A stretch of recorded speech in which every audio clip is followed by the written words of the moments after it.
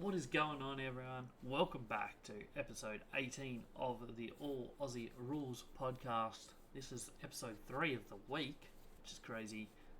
ANZAC Day Weekend part 2. Obviously, with the game starting early this weekend and so many games already, I decided to do 2 parts just because we're so far out from the weekend games. But, yeah. Here we go. First up, we'll have a look at the latest news. We'll have a look at the results of the weekend so far. We won't do a full review of each match yet. We'll do that on Monday's episode. We'll have a look at teams coming up for this weekend. Then we'll do a preview of each match, each of the remaining matches for Saturday and Sunday. Obviously, we've already done Friday night on the previous episode. And then we'll have a look at my player ratings for the year. So I do a rating out of 100 for every player, every game. I watch every game at least once, but usually most games a couple times. I'll do a rating. We'll run through my top 20 in the league and top 10 first year, top 10 second year players. And if there's anybody you're interested in knowing the ranking of, send me a message, comment on this post. Add me on Twitter, on Instagram, on TikTok, comment anywhere.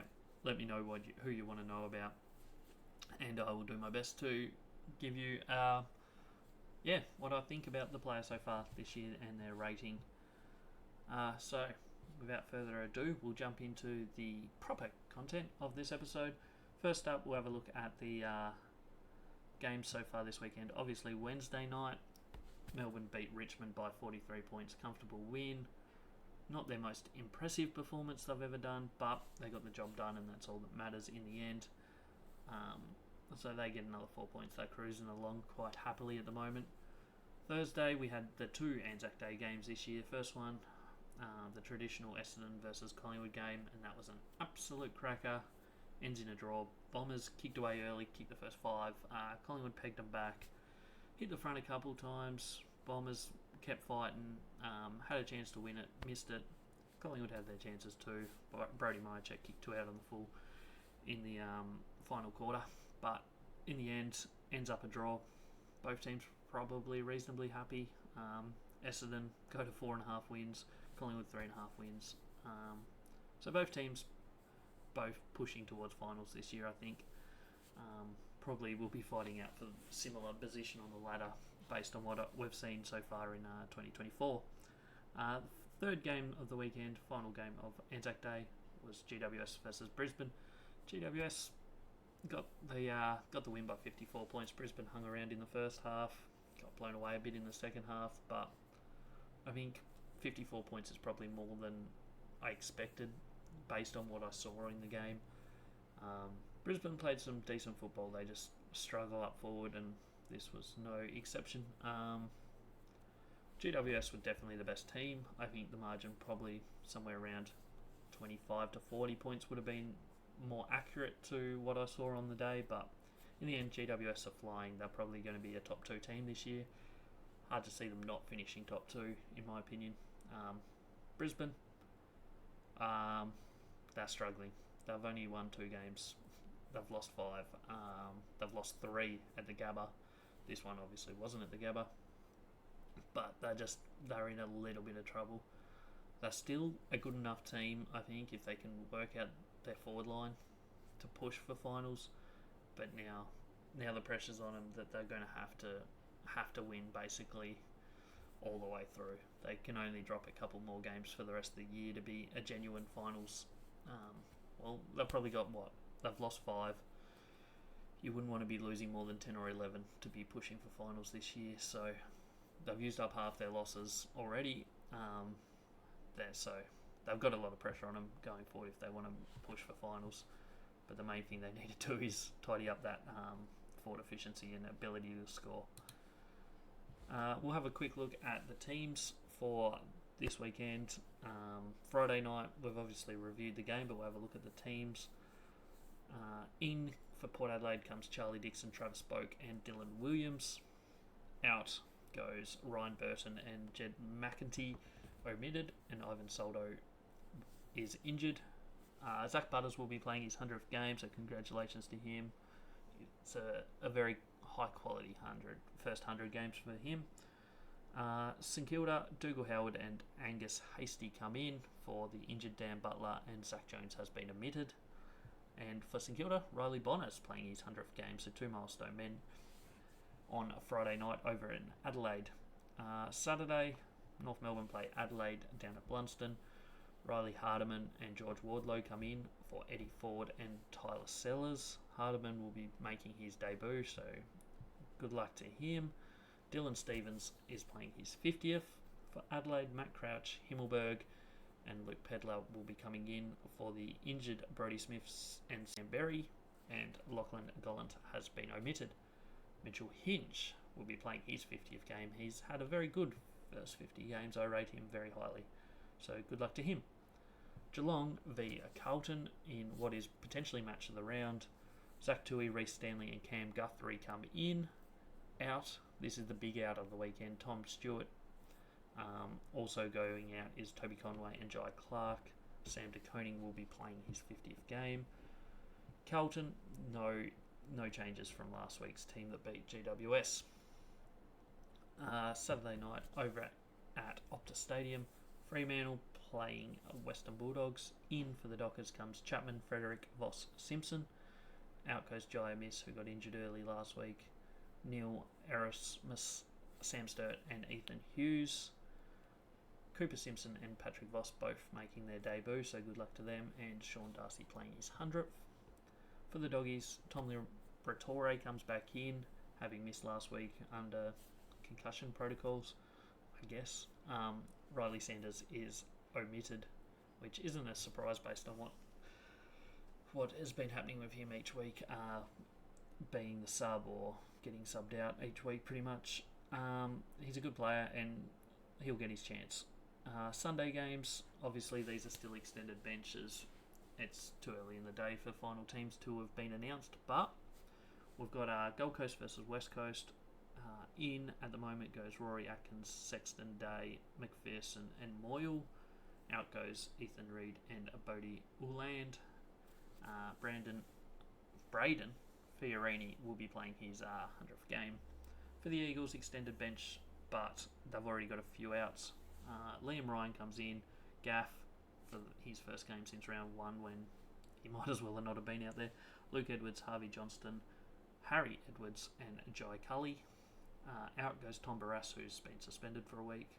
Noah Long and Harley Reid has been managed, so he's just having a week off. He'll be back for round 8. Harvey Johnston, if he gets a game, will be making his debut. The final game of the weekend, Hawthorn hosting Sydney at the MCG. Extended bench at the moment, Will Day, Mitch Lewis and Max Ramsden come in. No outs as yet. For Sydney, Ladhams, Jacob Constanti and Aaron Francis coming in. No outs as yet. Jacob Constanti will be making his debut if he gets the nod. And James Rowbottom will be playing his 100th game. So that's all the teams for the rest of the games this weekend. And now we'll run through game by game for Saturday and Sunday's games, who we see winning and losing. First up, no, that's already a game that's already been. This is the one we want. North Melbourne Adelaide over at Blunston Arena. We got North Melbourne 0-6 this year, Adelaide 1-5. Two struggling teams. The two worst scoring teams this year so far, 17th and 18th.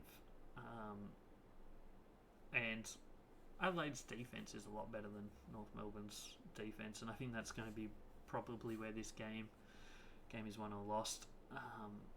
You'd think with the two worst offences in the league that it might be a low-scoring game, but at the same time, North Melbourne's defence is very average, so I can see Adelaide winning this one, probably 110 to 75-ish would be my prediction. I think Adelaide are the better team. They haven't shown that too much this year, but they've been unlucky in quite a few results. I mean, they were outplayed last week, but they still probably should have won. They lost a couple close ones early in the year, so I wouldn't write Adelaide's season completely off, but I can't see them making finals from a 1-5 start. They should win this one though. I think they're just the better team. North Melbourne haven't shown me anything to back them as yet. They will eventually win a game. I just don't think this one's it. Last time they played at Blunston Arena, Adelaide won it 115 to 58. So, in my opinion, it's hard to see North getting this one. The next game, as I said, going into the weekend, I thought this was probably match of the round. I'm not sure if it will live up to the Collingwood-Essendon game, which was an absolute thriller, but both teams going into this full of confidence. Geelong 6-0, Carlton 5-1. Geelong just keep getting the job done. Carlton were very good last week. Tom Stewart out is a big out for Geelong in this one, with the potential triple talls of Carlton forward line with Curnow, Mackay and De Koning resting up forward. It sways me to think that Carlton will win this. The last 3 times they've played has been at the MCG. Carlton won 90 to 82 last year, and then the 2 times before that, 2022 and 2021, Geelong won both of them by about 4 goals-ish. I can see this game going either way. It's going to be... Neither team is dominant out of clearances. Carlton certainly have looked better the last 2 weeks, so I would expect they probably will win clearance game, which will give their tall forwards first crack at it, which will put Geelong under a fair bit of pressure. However, that defence of Geelong is number 1 in the league. No Tom Stewart this week, so that might hurt that a little bit, but I wouldn't write Geelong off. Carlton probably should win this, but we'll wait and see. Both teams score very heavily. Obviously, the Geelong defence is a lot better than the Carlton defence as it stands at the moment.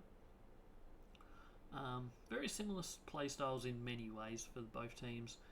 Don't worry too much about the clearance game. However, that has kind of changed with Carlton getting Walsh back in, so we'll see if they continue to dominate that area of the game. I think I'm going to go Carlton in this one.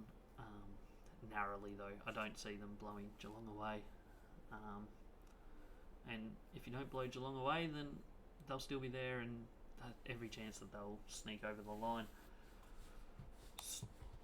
I personally think that should be the Saturday night primetime game, 7:30, but the AFL, in their wisdom, decided that it wasn't, and instead we get Fremantle Bulldogs at Optus Stadium Saturday night.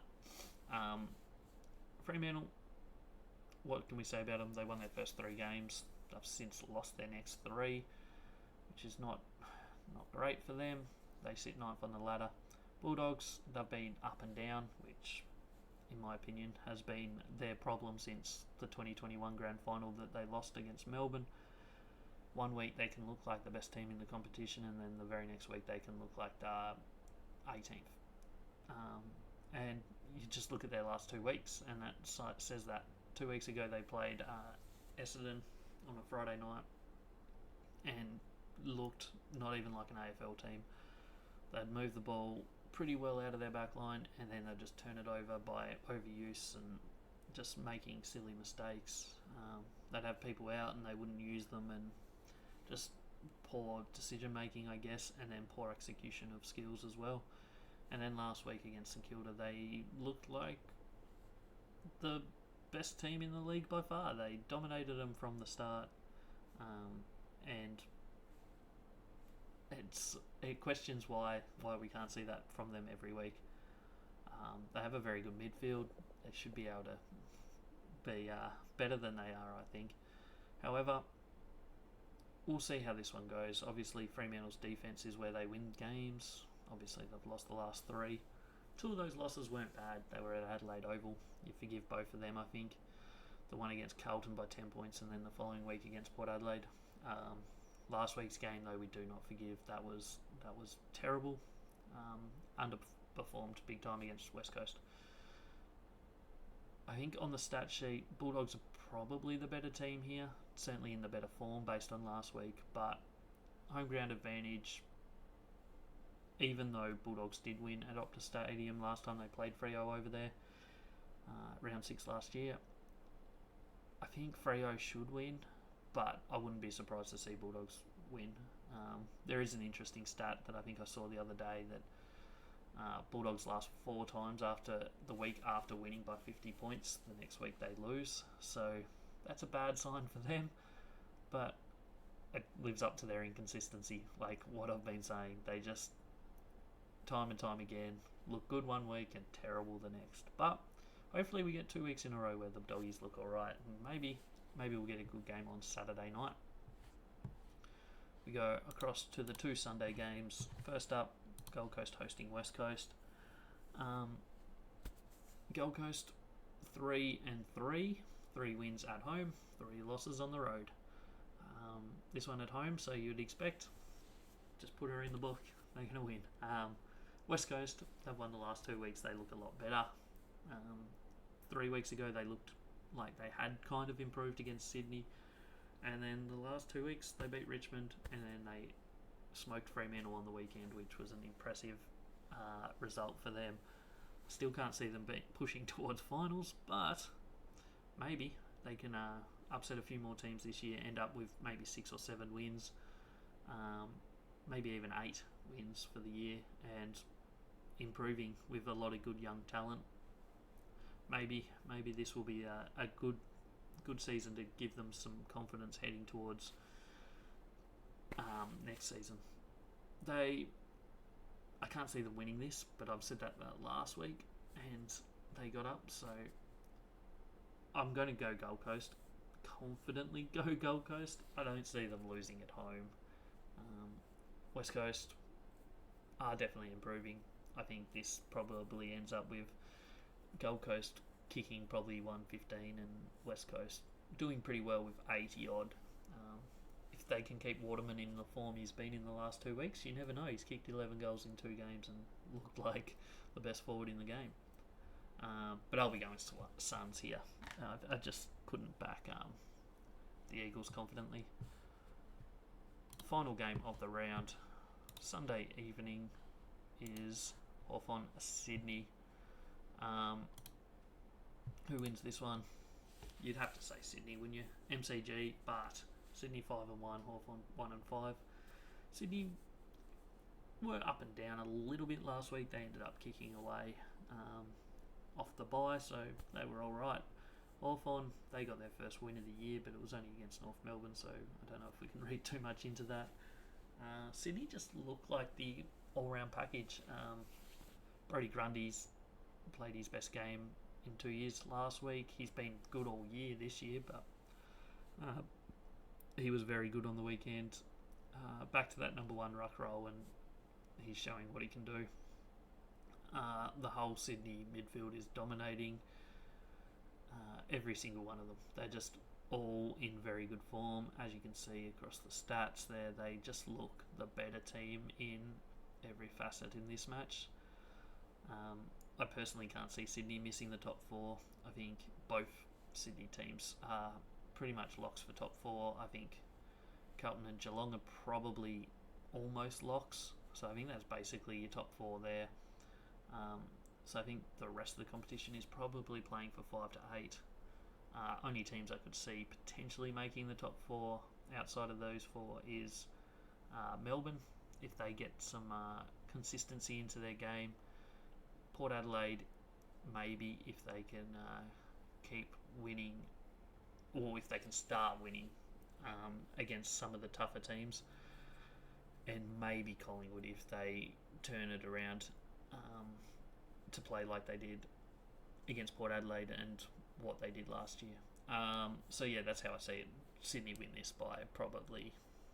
They should win by 80 points. They did lose last time they went to Melbourne to Richmond, which was... I still haven't got over, but I can't see them doing that again against Hawthorn. Hawthorn were pretty good last week, but they're just... I don't think they're ready to take on a team as good as Sydney. So that's how I see that. That's game number 9 of the weekend. Final game of the weekend. We've got a full list of games this week for the first time since Gather Round, which is good. So yeah, that's how I have that. We're going to now look at my rankings for some players. I don't have any graphics for this, so I'll just read them out. But as I said, I rate every player out of 100 every single week. So I watch every game multiple times, and this is how I come up with it. Is it a perfect system? No, but this is how I see it anyway. Everyone sees games differently, and you got to accept that. But having said that, let me know your thoughts on these players and other players. If you want to know where I have someone ranked, comment on the video, comments on Instagram, on Twitter, on TikTok, any of the above. I will probably be posting some TikToks about these rankings. Remember, these rankings are also post round 6, so this is before the Wednesday and Thursday games. So just keep in mind that as well. So anyone that has played good this weekend or bad, their ratings might have slightly changed. And also, there is a slight issue in my scoring system that I need to iron out, which is just I'm going to start deleting scores that players play less than 50%. So if they get injured early, or they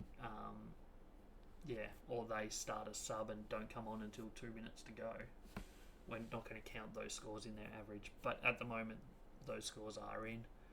I should have that fixed up by probably next week's rankings. I won't be posting them in the potty every week. Just when I get a chance, I'll probably run through some players. So first up, we'll go with the top 20 players in the AFL as I have it standing right now. We'll start at 20 and we'll move our way up. I'll just point out as well that this is the top 20 players that have played at least 3 games. So there's 2 players that miss out even though they are in the top 20 but have played less than 3. That's Sean Darcy at 88 for Fremantle, and Sam Walsh, who's a 96.5 at the moment, but he's only played 2 games. So 20th is Josh Kelly from GWS. He's an 87.67. Rowan Marshall, 19th. He's 87.83. Nick Martin from Essendon. He's 88. We then have a tie for 16th with Nick Dacos and Tristan Azeri, 88.17. 15th is Connor Rose at 88.33. 14, Elliot Yo's had a very good couple of weeks. He's 88.5. Took Miller from Gold Coast, 88.67. 12th is Christian Petraka, 88.83. Treloar from the Doggies is 9th at, equal 9th, 89.5 with Patrick Cripps and Jack Steele. 7th is equal between Zach Butters and Harry Sheasel on 89.67. So a lot of these players are very close. 6th is Tom Green, 89.83. And then we jump into the top 5, and the 5 players that rate 90, an average of 90 or above. 5th, Zach Merritt, 90 exactly. 4th is Caleb Sarong, 90.67. He's dropping though very quickly. He started like a bat out of hell. 3rd is Matt Rao from Gold Coast. He's a 91.17. He's been very good. Number 2, I think, is an absolute gun year in, year out. Marcus Bontempelli from the Bulldogs. He's a 92.67. And the top ranked player so far this season, Isaac Heaney. He's been fantastic every week, and his rating is 93.17. So a bit of a mix. As I said, the top probably 5 players all average 90 and above, and then the next 8 or 9 players are all within a point. So it's very tight at the moment. As more games play, players will go up and down. As I said, if there's somebody you want to know, let me know. I can post another video. I can comment, reply to you, or whatever. We'll have a look at first year players now. The top 10 first year players. I have included people that have played less than 3 games, but there's only one of them in this list. Harley Reid's number 1. He's 81.17. Sam Klahosi from Gold Coast is an 81. Will Graham from Gold Coast is a 77.67. Maikelti Lafou from Richmond has had a very good start to his career. I really enjoy watching him play. He's a 76.25. Colby McKercher from North Melbourne, he's a 72.83, so a bit of a drop-off after those top four, but three of them have played less games. Riley Sanders from the Bulldogs, 72.67, which might get adjusted because obviously he was starting sub last week. Some of these players will be as well, so these ratings might change a little bit over the coming weeks. Sean Manor from Geelong is a 71.5. Harvey Gallagher from the Bulldogs, also a 71.5. Darcy Wilson from St Kilda is a 70.67, and Blake Howes from Melbourne is a 70. So that's the top 10 first year players. And we'll finish up with the top 10 second year players. I've excluded two people that have played one game, James Trezise, who's an 84, and Ned Moyle from Gold Coast, who's an 80. So the 10 without them. 10th is Aaron Cadman from GWS, he's a 75.5. Max Michelani from Adelaide is a 75.67. George Wardlow, who comes back in this week, is a 75.8. Judd McPhee from Melbourne is a 76.5. Josh Weedle from Hawthorn, 76.67. Luke Nankervis from Adelaide is a 77. Blake Drury from North Melbourne is a 78. James Borlase is a 79.83. No, 79.33, sorry. Number 2 is Tom Brown from Richmond. He's an 80.75. And the number 1 second year player is obviously the rising star from last year. He's rated an 89.67. We had him in the top 10 players. He's equal 7th in the league, so obviously he's the best second year player at the moment. So yeah, they're my ratings. As I said, rated out of 100 every player every week, and that's where I have them. Let me know if you agree, disagree, and as I said, any players that you wanted to know. But other than that, that's everything in this episode. We'll be back next week, back to 2 episodes. We'll have one on Monday reviewing all matches, all 9 matches, including the ones we just spoke about at the start of this episode. And then we'll have another one at the end of or midweek next week, which will have a look at next week's games. So yeah, we'll be having an episode Monday for the review, and then Wednesday night will be, or Thursday morning will be the preview episode for round 8 for a big weekend of football, because we've got the Adelaide, the showdown on Thursday night, and then we've got the Sydney battle of whatever they call it, the Battle of the Bridge, on Saturday afternoon. So a couple big games next week, actually, and also the battle up in Brisbane. I don't know what they call it up there. I probably should know, but they play Sunday evening, so some big games next weekend. It might actually be one of the better rounds of football, because we've also got Collingwood Carlton on as well, so some big rivalry matches happening next weekend. Yeah, so I hope you enjoyed. Don't forget to like, subscribe, comment. Also follow me on Twitter, Instagram, TikTok, all of the above. Thanks for tuning in, and I'll catch us on the next one.